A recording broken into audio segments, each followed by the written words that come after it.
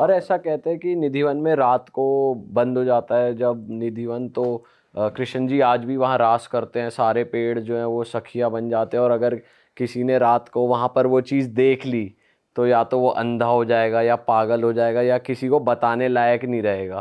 तो ऐसा सच में होता है? देखिए, निधिवन का मैंने आपको अर्थ बताया, खजानों का वन, प्रेम का वन। जब तक आप में प्रेम नहीं है तो वो भगवान के दर्शन कैसे होंगे।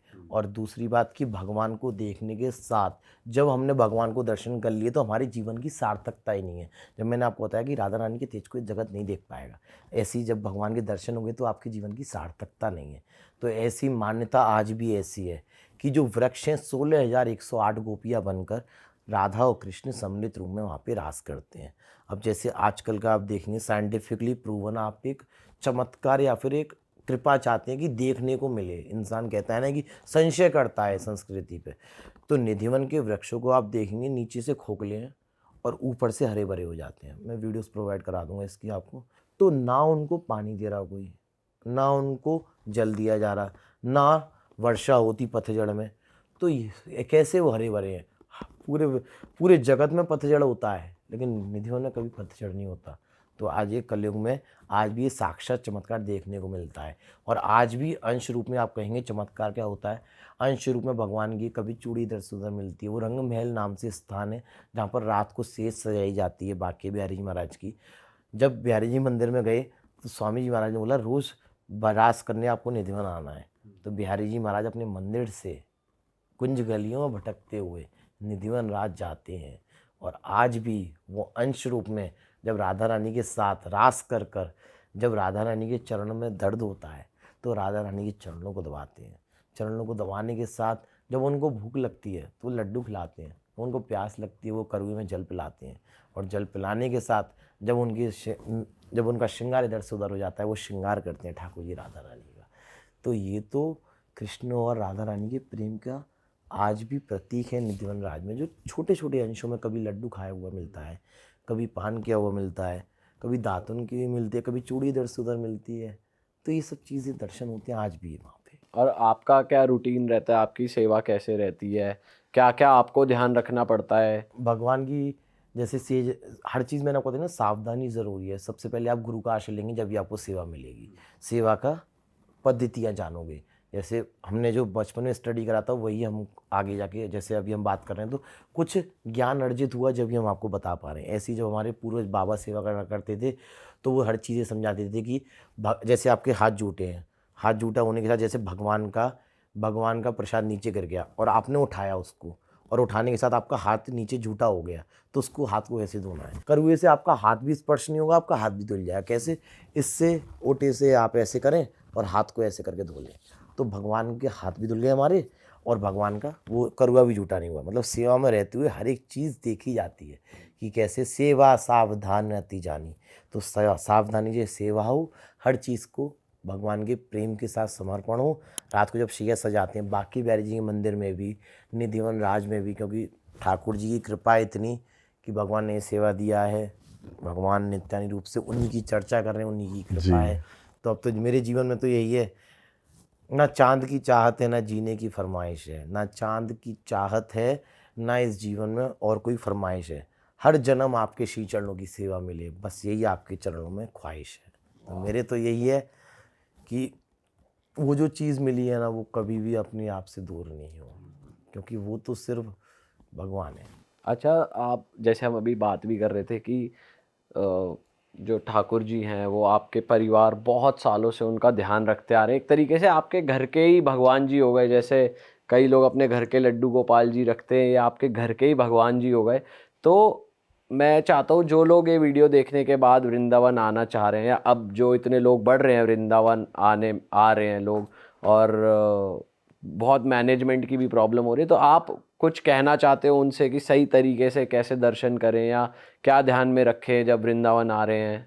वृंदावन आना तन का विषय है, हर कोई पैरों से चल के आ सकता है, लेकिन बांके बिहारी जी को प्राप्त करना मन का विषय है। जब तक आपके मन में राधा रानी वास नहीं करेंगी, जब तक वो कृपा नहीं होगी तो आपका वृंदावन आना सार्थक नहीं है। आप पिकनिक के माध्यम से बिहारी जी के दर्शन कर लोगे, ठीक है, आजकल रील के माध्यम से किसी भी माध्यम से भगवान के दर्शन हो, उसमें कोई दोहराए नहीं है।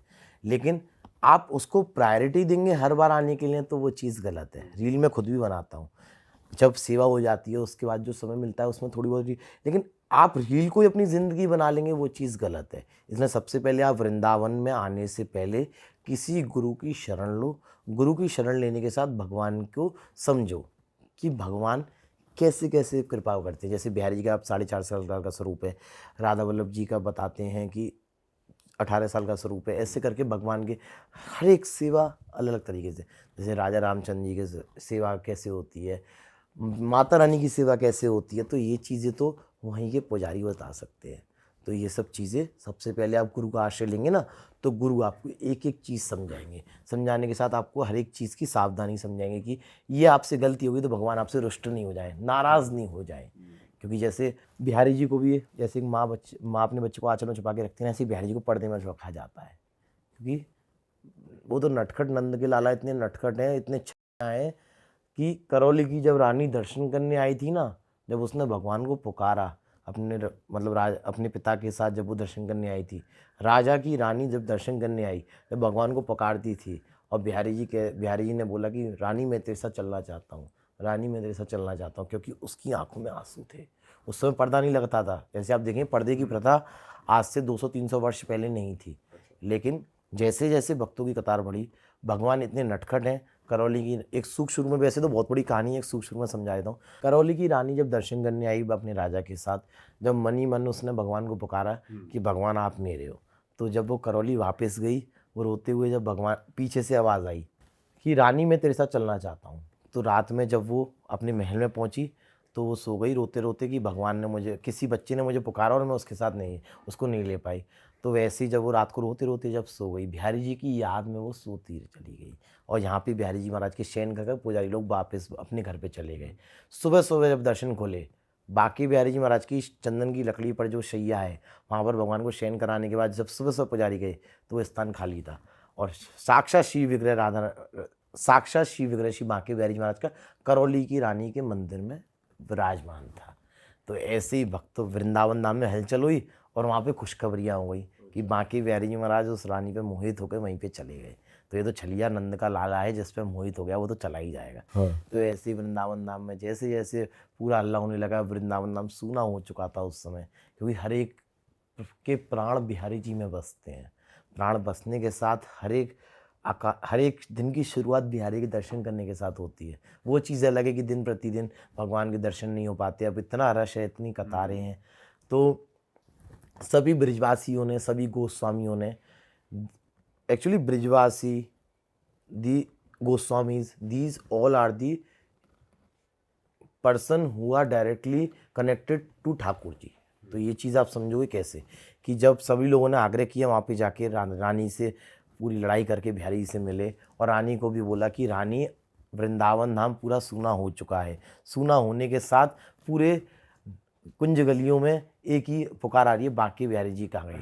तो रानी से आग्रह करा और बिहारी जी के श्री चरणों में प्रणाम किया, लाला अब तू इतना छलिया है, तू फिर से चल और वापस चलो, तुझे फिर से एक फैसला करके फिर से नहीं जा पाएगा, तो एक बार चल तो सही।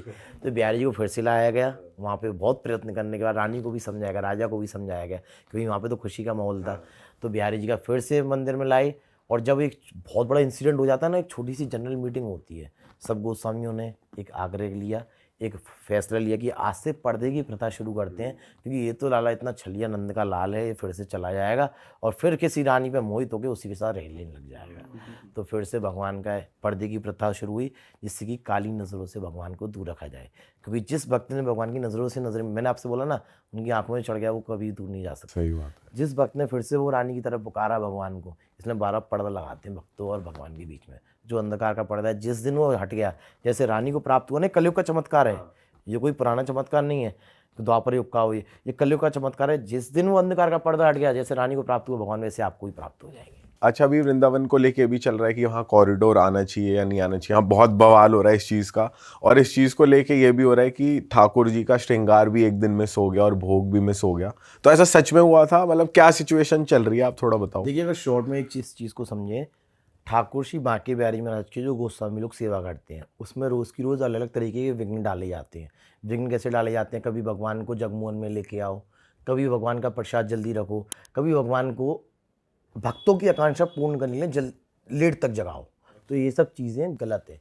तो इसी मसले में सुप्रीम कोर्ट द्वारा एक गठित हाई पावर कमेटी है, वो रोज़ की रोज़ अलग अलग फैसले लेती हैं, जो कि गोस्वामी समाज अपनी सेवा परंपरा अनुसार करते हैं, जैसे उनको उस समय से समझाई गई है। अब आप उसी सेवा परंपरा में विघ्न डालोगे तो मैं नहीं समझता कि भगवान को कष्ट देना चाहिए किसी भी मसले में।